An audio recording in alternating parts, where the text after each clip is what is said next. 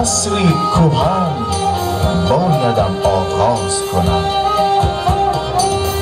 از قدیم است که گیسو دهد این حسن لطو،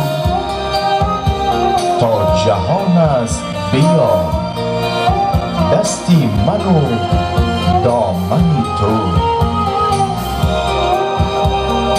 ای صفای عمر زیب انجمن هستی بیا، پر لطافت همچو گلهای چمن هستی بیا. موج موی عطرانگیزت برد از دل غبار، نوبهاری تازه گلباغ وطن هستی بیا. گل دختری مدرازی ترسون زاده، گلبانوی دل نوازی ترسون زاده، چون موج چکامه های گیسوی تو خوش،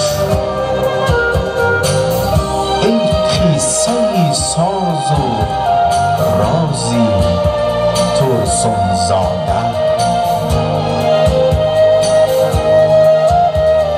و تاجیک دختران زیبنده کاکو، و پشت سر تو گوی دسته گل، زنی تاجیک همه گل دسته باشد، جمالت بر سر مو بسته باشد.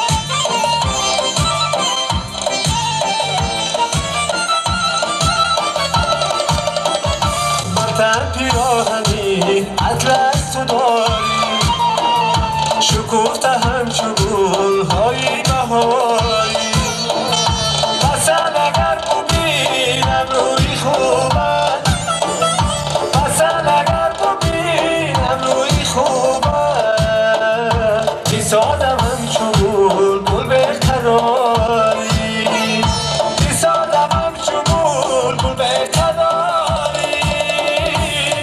زبا زبا زبا زبا سمن